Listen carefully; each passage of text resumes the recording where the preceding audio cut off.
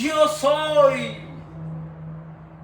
el preexistente, el Logos, la fuente de la vida. Por esas palabras, Él fue rechazado. Ahora le quieren matar y le quieren tirar piedras, pero Él pasa por en medio de ellos. Estaba en el templo. Aquí, mis hermanos, vemos que ese odio que le tenían los judíos, los líderes religiosos, aunque también somos responsables nosotros los gentiles, nosotros vemos que ese odio que le tenían, mis hermanos, se extendía ese odio que le tenían a nuestro Señor Jesucristo, a todo aquel que confesaba que Jesucristo es el Hijo de Dios, que Jesús, el hijo de José, es el Mesías, que Él es la profecía cumplida de el cual escribió Moisés. Y todo aquel que llegara a confesar que Él era el Mesías, y quien se atrevía a aceptarlo y a hacerlo, sería expulsado de la sinagoga. Aquí está Juan 9:22, dice: estos dijeron sus padres, los padres del ciego, cuando fueron los fariseos a preguntarle: dinos de tu hijo, háblanos de él.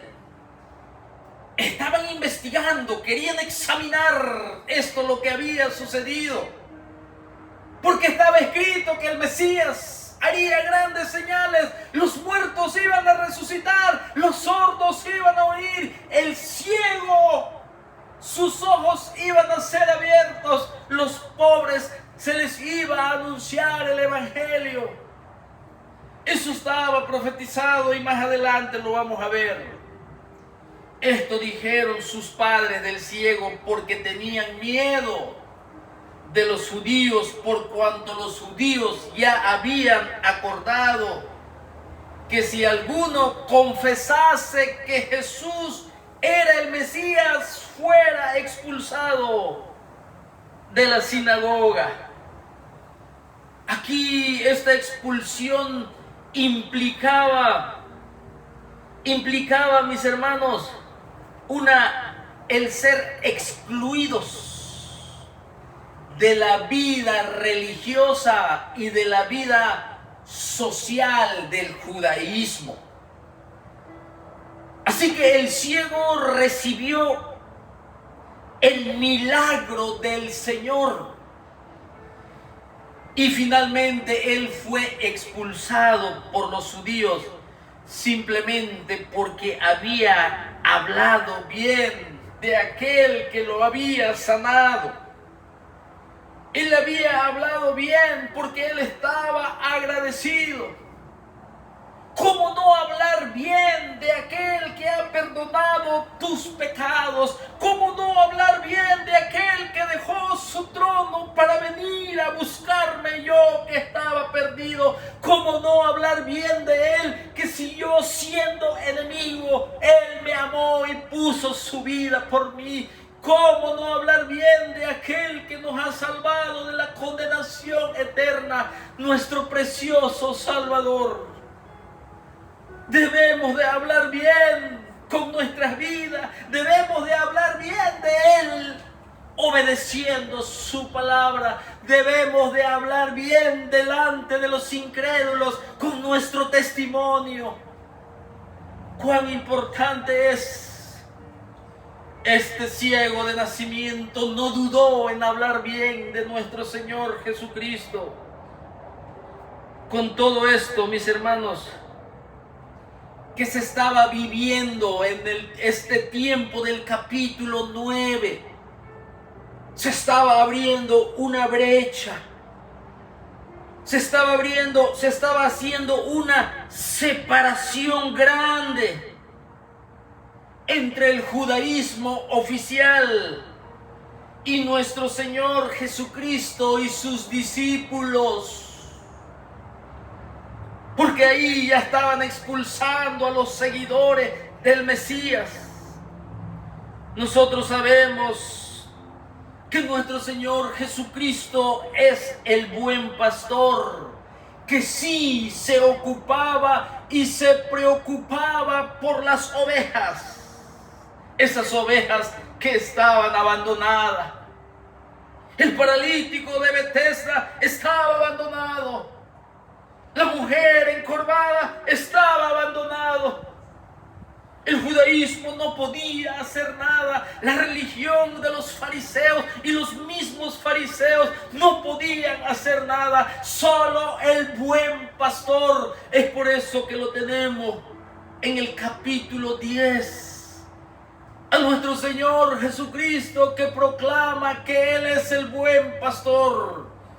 Y se estaba haciendo una brecha grande entre el judaísmo oficial, religión judaica, y se estaba formando el rebaño del gran pastor, el gran pastor de las ovejas, que pone su vida por ellas. Y así se estaba haciendo esa gran brecha. Las ovejas estaban abandonadas, mientras que los líderes religiosos demostraban a lo largo, mis hermanos, de todo este capítulo, que eran falsos pastores. Eso era lo que ellos estaban demostrando. Porque inclusive se molestaban cuando nuestro Señor Jesucristo era movido a misericordia y levantaba al caído, le daba vista al ciego. El sordo oía, el encorvado se enderezaba, el leproso era limpiado y los muertos eran resucitados. Estaban abandonados. Pero estos falsos pastores, estamos hablando de los religiosos líderes que no se ocupaban de las almas que necesitaban de salvación. Este era uno de los temas, mi hermano, del capítulo 10. En el 8 se presenta como la luz del mundo. En el capítulo 10 se presenta como el buen pastor. En el capítulo 9 ayuda al necesitado, ayuda a un ciego de nacimiento. Y este ciego fue expulsado fuera del judaísmo y se empezó a formar, mis hermanos, ese rebaño de nuestro Señor Jesucristo.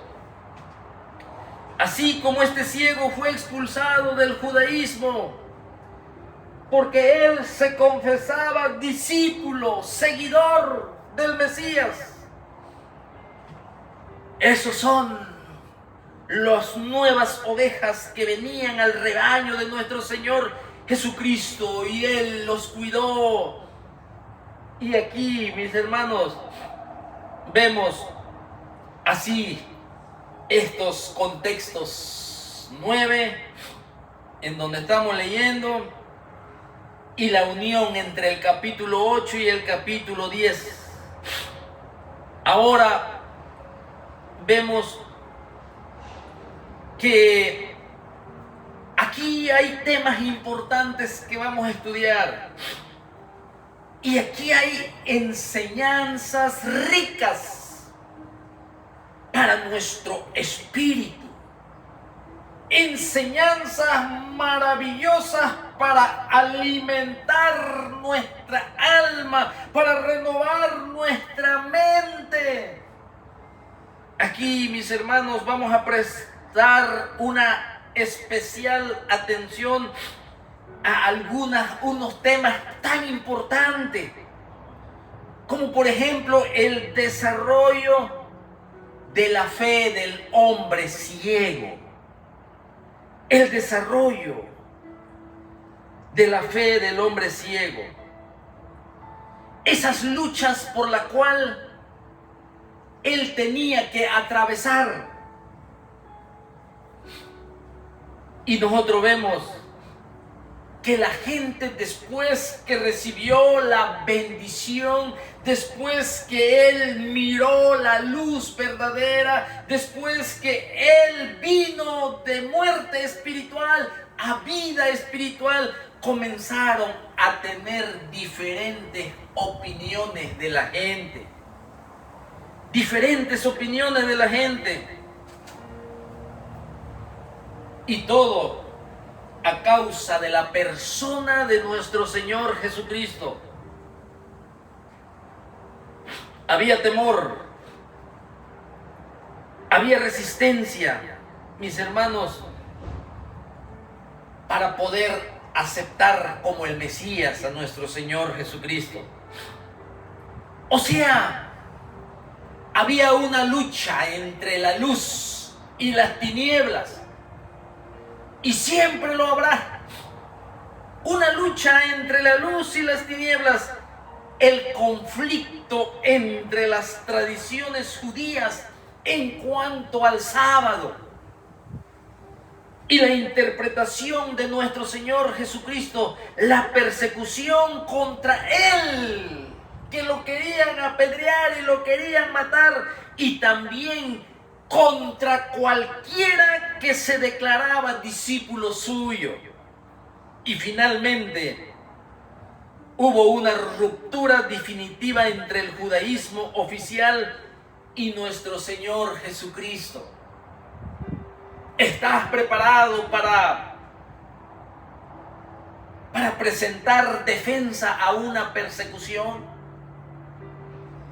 Aquí vemos entonces que el versículo 1 dice: al pasar Jesús vio a un hombre ciego de nacimiento.